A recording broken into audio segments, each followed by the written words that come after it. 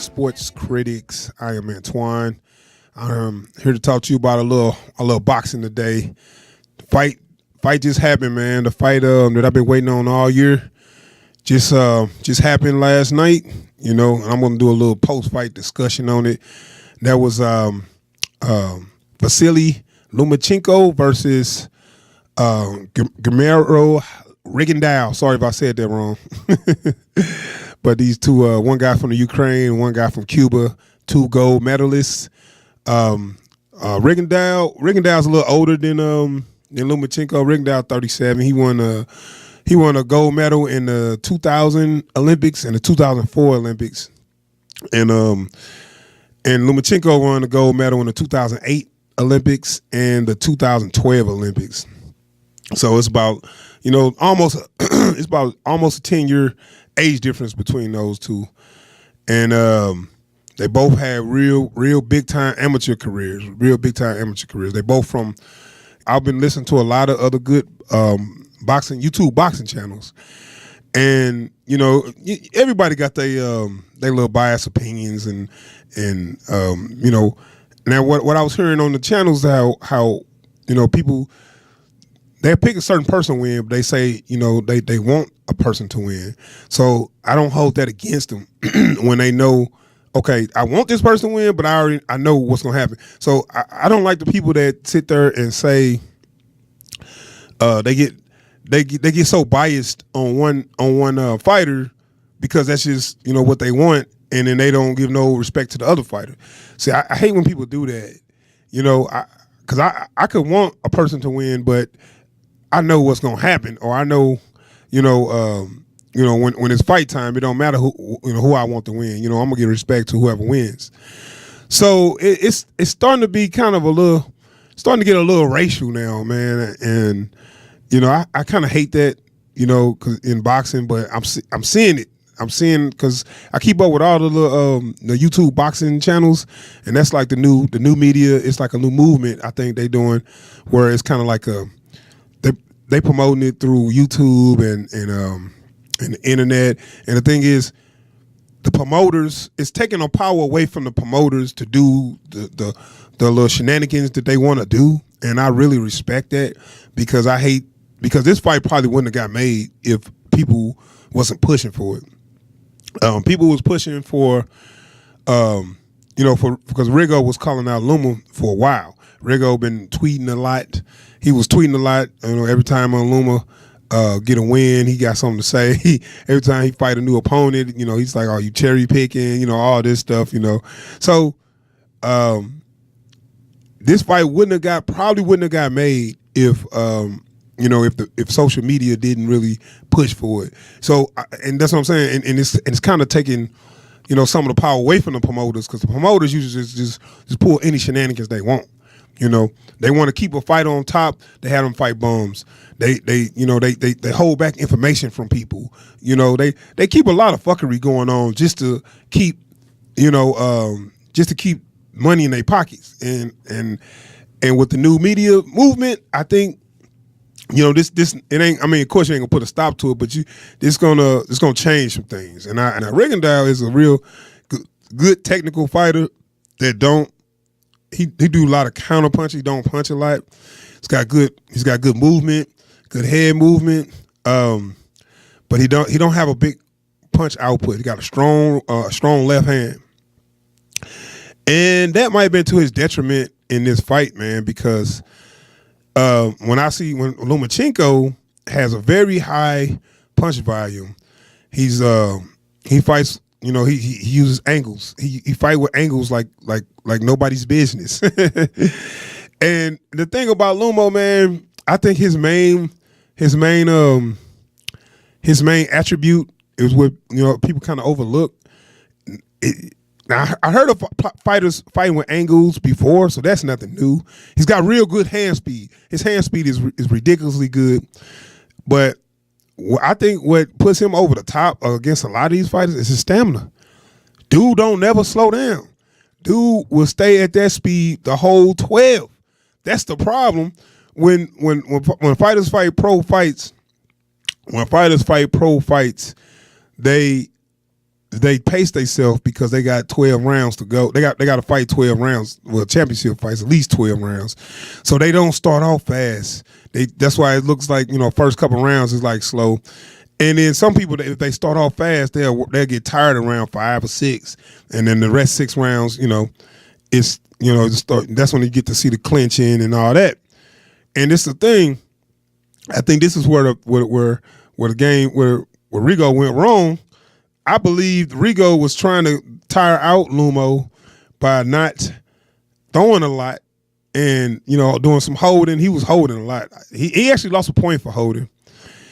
And I didn't see too much like Rigo did not throw for real, no shots for real. He just did a lot of holding.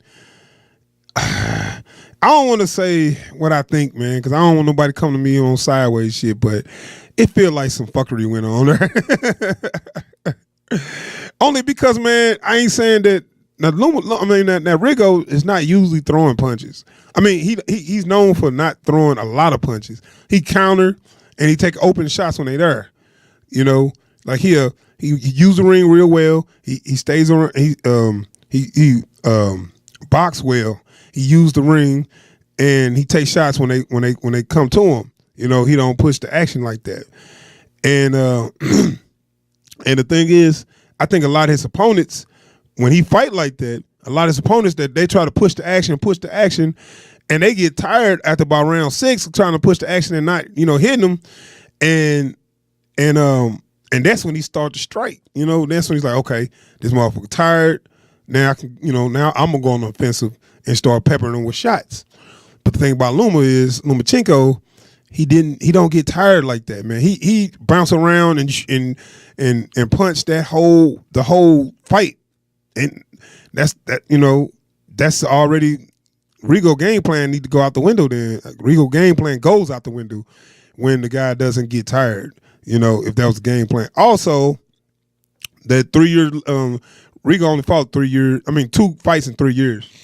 And they was like first round knockouts or some shit. So I think the inactivity really hurt him too. Cause I think his stamina was in question too. Because the result of this fight, because Rigo ended up quitting after round 6. He ended up saying, he said his hand hurt. He said he hurt his hand and he couldn't continue to fight. So it was a TKO, 7 round TKO, well, 6 round TKO, I guess. It was in between rounds. He didn't come out for the 7th round. And I think that partly was Rigo's stamina too, because I seen him over on the side. He was on the stool breathing real hard. A lot of people didn't notice that how hard he was breathing. I ain't heard nobody say nothing about that. And you got to think too, Rigo ain't fought in 3 years. He only fought 2 fights in 3 years.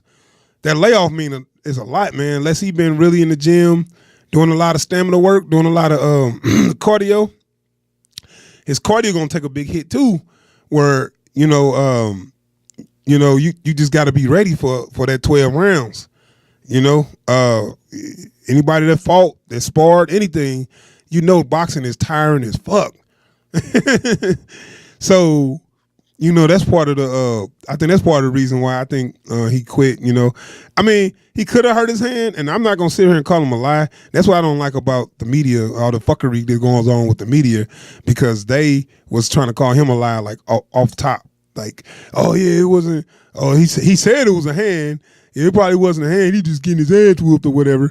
But he really wasn't getting whooped though. That's why I'm like, okay, he wasn't getting anything off, but he wasn't getting destroyed. He didn't even get really. I couldn't really see too many shots that Lumo landed on him so clean that it just hurt him like that. I might have missed some. I'm gonna have to go back and watch it. But I didn't see him have. He didn't have Rigo hurt. It might just been to the point where this dude ain't slowing down, and I don't feel like doing this for 12, so I'm just gonna quit here. And then, not to mention the purses of the fight, man. They got Rigo made $400,000 and Luma made $1.2 million. Like, Okay, they offered him less than what they offered him before. They said at 125 when Lomo was at 125, they negotiated to fight Rigo, and it was at 500,000. So now they give him 100,000 less. Like here, like that's Bob Arum being a smart ass or something? I mean, damn. Because people was complaining that 500K was too small for him to take. Now, why would he take it for even less this time? So, in this fight, it went, 6 rounds, 6 full rounds. First round, it was like not much happening. It wasn't too many. Loma do what he do. Loma do a lot of pawing. He start off with a pawing with the jab, and he don't stop punching that whole fight. I mean, the whole fight he never stops punching. That's kind of his style. Like he paused with the jab, he throw light punches, and he measured. I don't know if it's just measuring. That's the thing though. A lot of fighters ain't used to that. That's when it throws off people. People are so used to a rhythm. That's another thing about boxing. Some boxers are so used to rhythms that when somebody come off rhythm, they just kind of get confused. So when you get somebody different like that, that don't fight the same way everybody else fight, it throws people off. And I think that's just this Lomachenko, man. He got a lot of new methods in boxing, and I really like watching him fight. But I'm starting to see things that I think Bob Arum is trying to. I think Bob Arum is trying to help his stardom. I think Bob is trying to help him get bigger faster. My opinion, and I hate that. Because the dude he's a new talent that needs to be out there, and I believe that. But I see things going on that look like Bob might be putting his hand in it, and I don't like that. And I'm gonna make another video about that later. But make no mistake though, I respect Lomachenko, and I think he is a world-class fighter that's on the next level, especially for that weight class. Because I can't think of no other fighters at 130. I mean, it's a couple guys, but ain't 130 ain't like a rich class of fighters that, okay, you gotta fight this guy. You know what I'm saying? So he can clear out 130. I was hearing he gonna move up. Now I would like to see him fight Mikey Garcia, because Mikey Garcia is 135. He can come up 5 pounds, and and Mikey Garcia was actually kind of calling him out a little bit, so he can come up 5 pounds to fight this guy, and we'll see. But I believe that Bob want to keep him at 130. See, because that's the thing. This is what promoters do. Lomachenko looks great, but he don't want to put him against somebody so elite that's going to make him not look so great. So he doesn't say, well, I want you to fight the best guy out there. No, he wants you to fight somebody that's got an okay name that can make him look incredible. That makes more money. The more offensive player a fighter has, the more the casual fan is going to be engaged. Because people that don't know about boxing, when they see knockouts, is or big hits, they want to see that, but they don't know shit about what took to set that punch up. They just want to see a nice punch. So somebody like Lomachenko is very exciting for fans, but the way he winning these fights, I'm not impressed though. And I gotta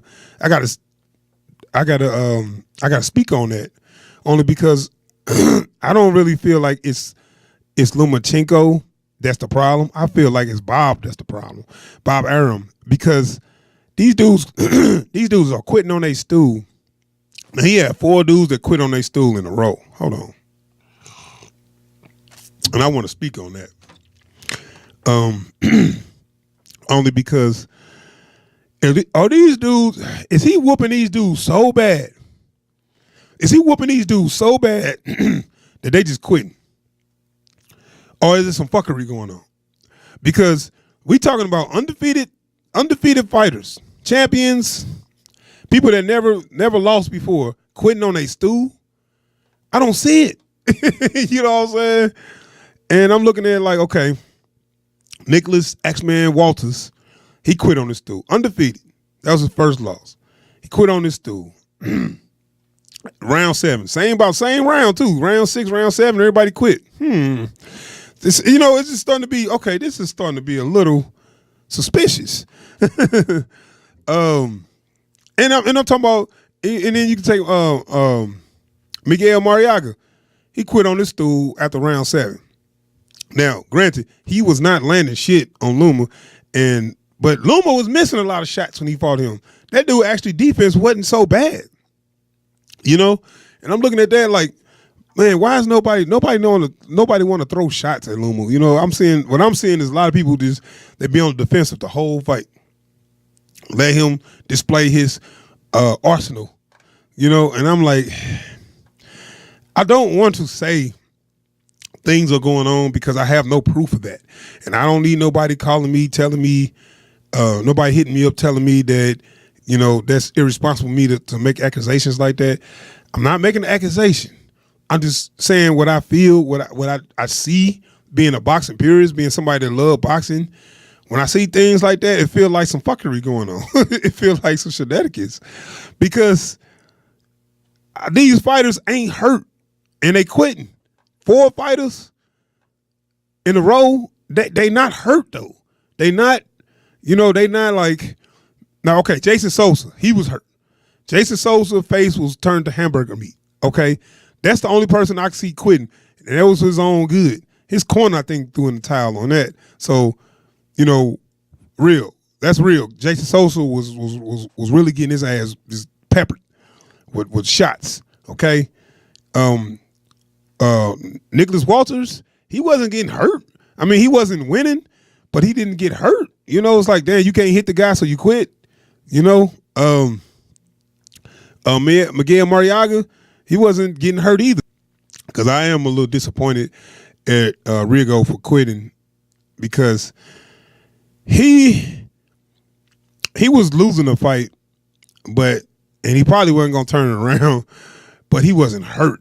He said his hand was hurting. I didn't see where his hand could have got hurt, but I mean, it's possible. You got people like Stephen A. Smith talking shit. I wish he shut the fuck up.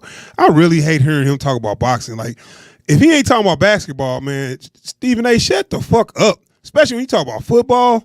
I hate hearing that motherfucker. And because he the kind of person that don't know what the hell he talking about. But he in everybody's face talking loud as shit. Like, dude, shut up, man. I don't want to hear that shit, dude.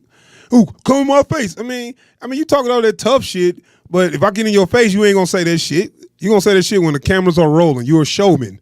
Be a showman. But don't come to people talking so talk that shit in my face. Man, you ain't gonna do shit, man. Shut your ass up. So moving right along. I don't know. I'm a little mad that he quit.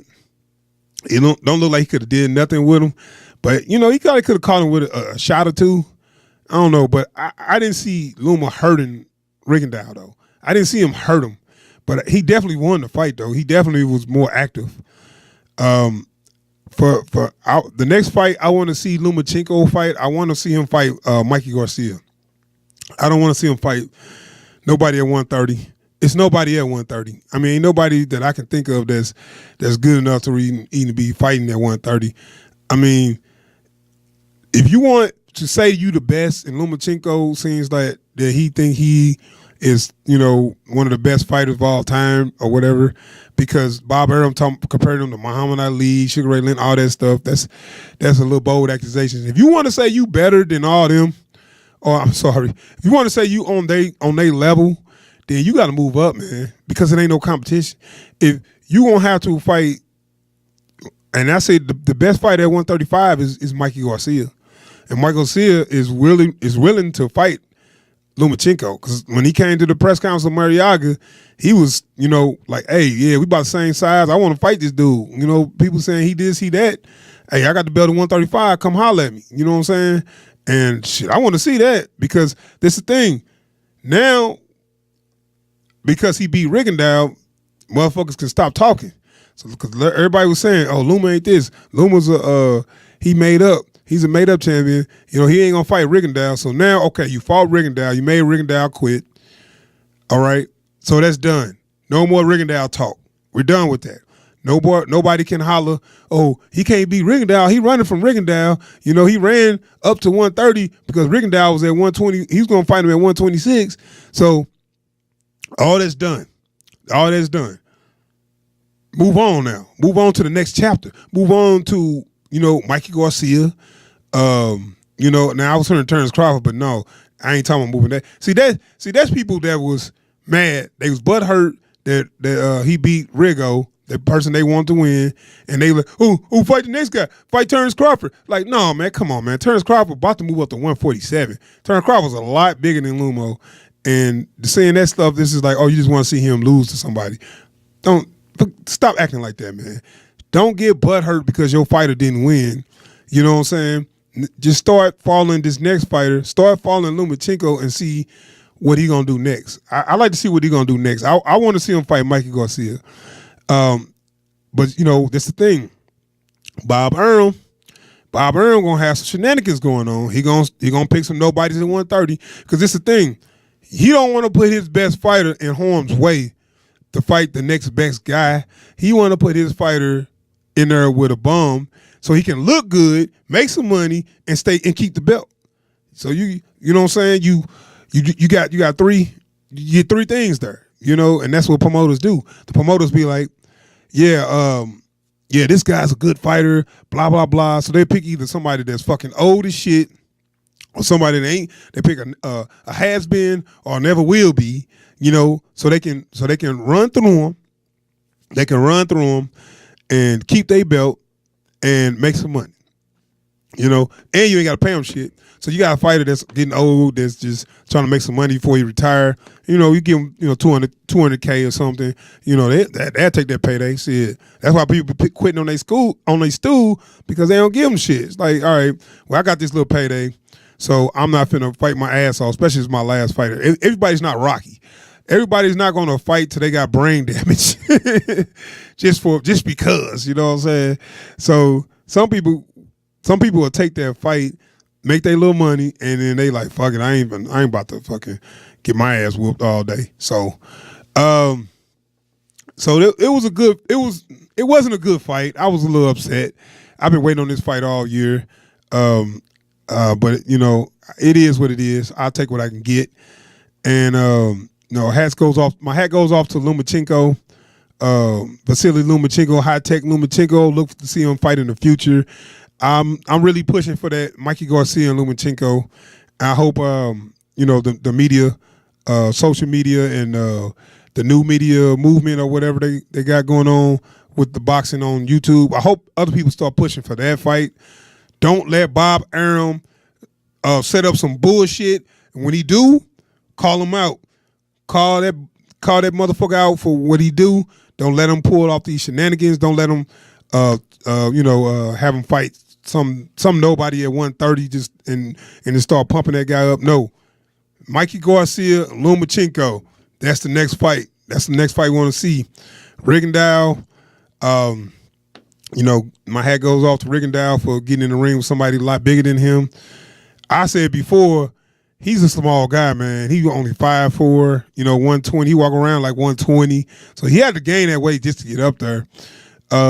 I like to see him fight at that featherweight division at the 126 and see those guys, you know, because I'm hearing that none of them guys wanted to fight him. So I want to see Rigondeaux fight at 126 and see what he can do with those guys in future. All right, man, I'm going to wrap up my video, man. Thanks for checking out my video. Thanks for checking me out. This is Epic Sports Critics. My name Antoine. And be on the lookout. I'm going to have some new channels coming up. I'm working on some new projects.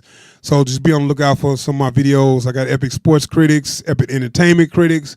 Then I got when I talk about movies, and I got my gaming channel that's coming up, Epic Gaming Critics. And don't forget, I got some anime talks, and I got Epic Anime Critics. So appreciate y'all for checking out the video, and we'll see what's going to happen next. Next fight I want to see is Lomachenko, Mikey Garcia. All right, y'all.